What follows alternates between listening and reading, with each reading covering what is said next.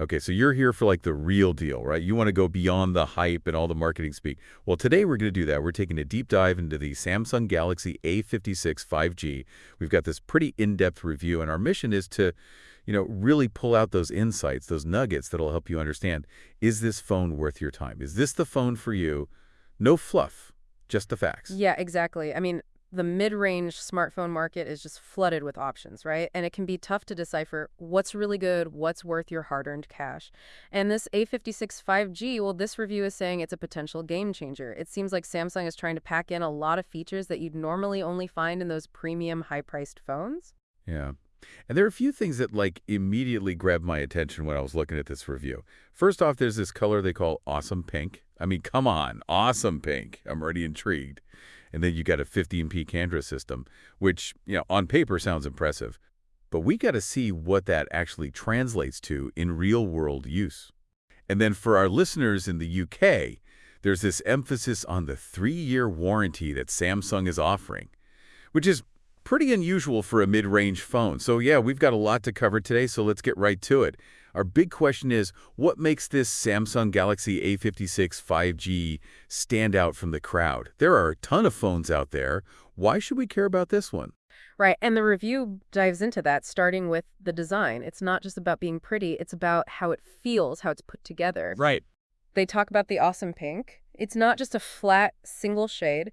It actually has this gradient effect that shifts with the light. Oh, that's kind of cool. Yeah, it gives it this dynamic look that's both playful, but they also use the word sophisticated. It's not like they just went for a super bright, in-your-face pink. So it's like a grown-up pink. Exactly. And it's not just about the color. The back has a matte finish, which I think a lot of people will appreciate.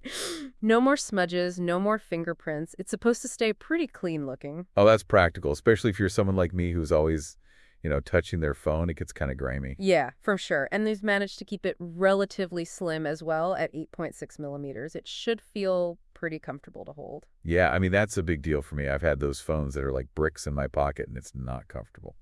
So slim design, good. What else? Well, the review mentions that the phone has an IP67 rating, and this is something you might see on more premium phones. Yeah, IP67, that sounds familiar. What does that actually mean for like everyday use? So basically, it means this phone can survive a little bit of water. Think like accidental spills, rain, even a quick dunk in the sink.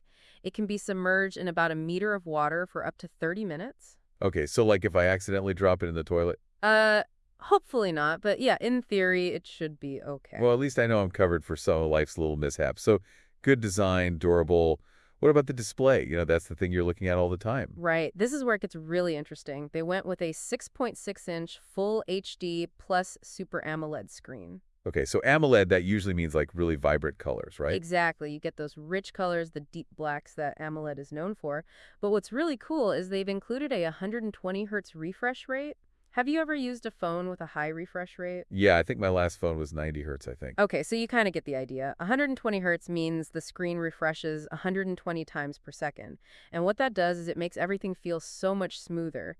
Scrolling through web pages, playing games, even just navigating the menus, it feels really responsive. Right, so basically it just makes using the phone more enjoyable, more fluid, more natural. Yeah, it's subtle, but it makes a big difference in the overall experience. And the review highlights that the screen is bright and clear, even in sunlight, which is important for outdoor visibility. Definitely, because I've had phones where you step outside, you're like squinting at the screen trying to see what's going on. Exactly. And they've gone with a central punch hole design for the front-facing camera, which maximizes that screen space. So it's less distracting, I guess, than like a big notch or something. Right. It gives you that more immersive viewing experience.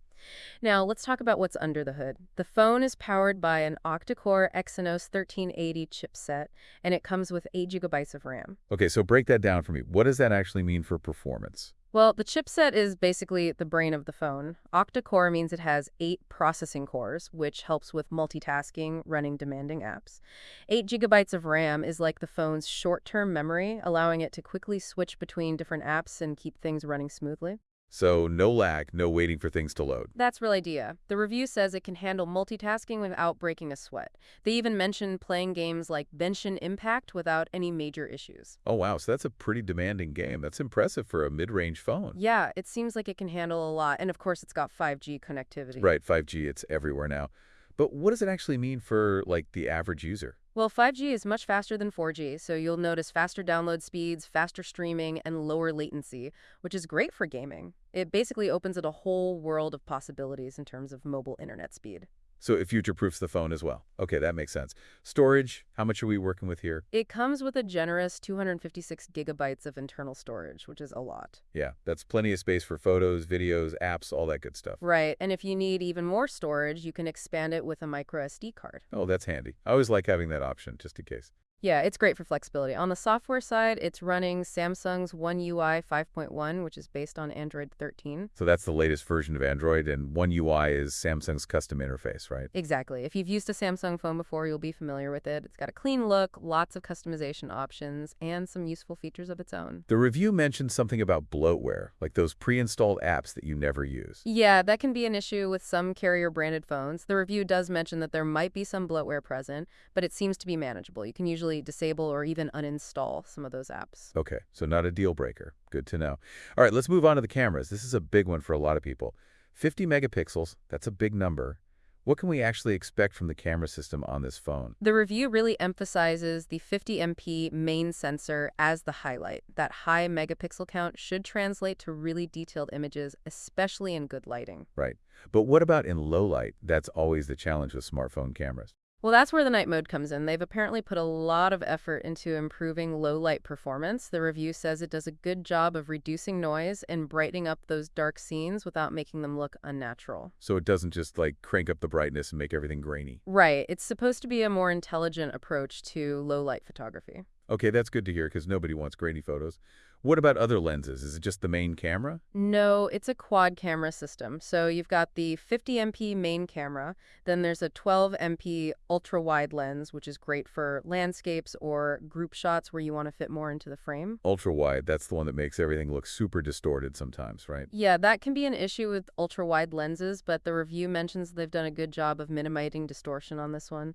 And then you also have a 5MP macro camera for close-up shots. Oh, macro. So like for those super detailed shots of like flowers and insects and stuff. Exactly. And they can be a lot of fun to play around with. It lets you capture a different perspective that you don't normally see. For video, it can shoot 4K video at 30 frames per second. Okay, so pretty standard for a mid-range phone. Yeah, pretty much. But it also has AI-powered anti-shake technology, which should help to smooth out those shaky videos. And for selfies, there's a 13MP front-facing camera. So selfies, video calls, all that should look pretty good. Right, and it's got portrait mode for that blurred background effect. The review does mention that the camera system might not perform quite as well as flagship phones in very challenging low-light conditions. Right, so like if you're a professional photographer, this might not be your go-to camera. Exactly. But for the average user, for everyday photography, social media, it sounds like it's a really solid and versatile camera system. Okay, so good cameras. Check. Now let's talk about battery life. This is a crucial one for me. I hate having to charge my phone multiple times a day. Well, you'll be happy to hear that the A56 5G packs a 5,000 mAh battery. That's pretty big. Yeah, that's definitely on the larger side. So how does that translate into real-world usage? The review says it easily lasts a full day, even with heavy use. You should be able to get through a whole day of browsing, streaming, taking photos, all without worrying about running out of juice. That's a big plus.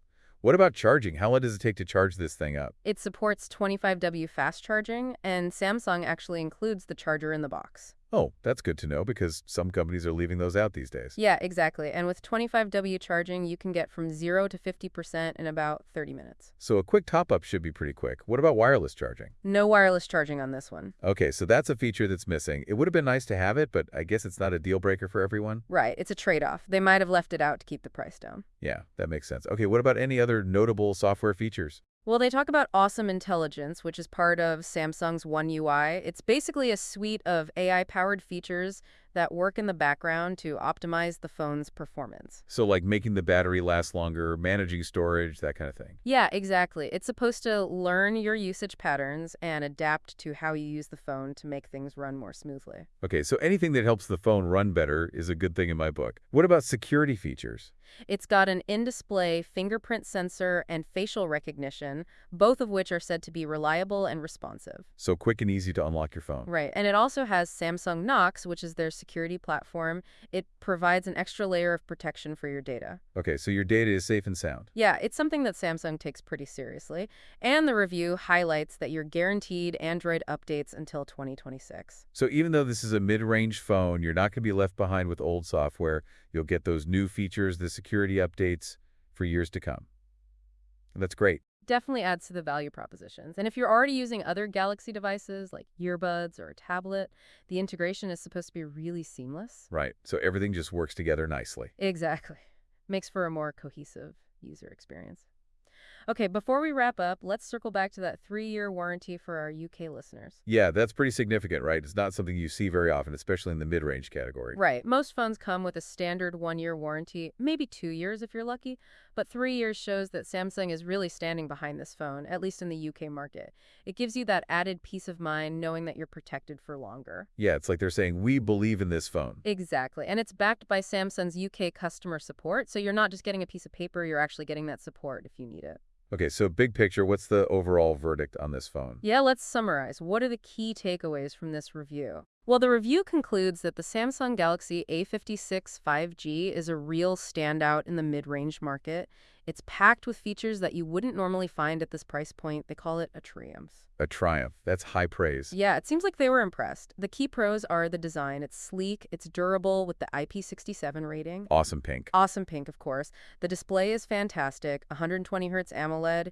You're not going to find that on many other phones in this price range. Yeah, that's a premium feature. Right. The battery life is excellent, fast charging is a plus, and the camera system is really versatile. And that 3-year warranty in the UK is a big deal. Absolutely. It's a major differentiator in that market. Now, of course, there are a couple of downsides. There's no wireless charging. Right, we talked about that. And the frame is made of plastic, which some people might not like. It might not feel as premium as a metal frame. But those seem like minor compromises considering everything else you're getting. Right. Overall, the review highly recommends this phone for anyone looking for a reliable, feature-packed phone without spending a fortune. So, yeah, it seems like Samsung has really hit the mark with this one. It's offering a lot of value for the money. They even said it's more than just a phone, it's a statement. Yeah, a statement. That's interesting. What do you think they mean by that? I think it means that this phone is not just about the specs, right? It's about making a choice, choosing a phone that reflects your style, your priorities. And this phone, with its unique design, its features, it's saying something. It's saying, I'm not settling, I want it all. Yeah, I like that. It's about making a conscious choice to get a phone that offers a great experience without compromise. Exactly. And that brings us to our final thought for you, the listener. We've unpacked the Samsung Galaxy A56 5G. We've looked at its design, its features, its performance. But now, we want to hear from you. What aspect of this phone, after hearing all this, would most influence your decision to buy it or not? Is it the awesome pink design, the 120 Hz display, the camera system, or maybe for our UK listeners, is it that 3-year warranty that seals the deal? Think about it. What truly matters to you in a smartphone?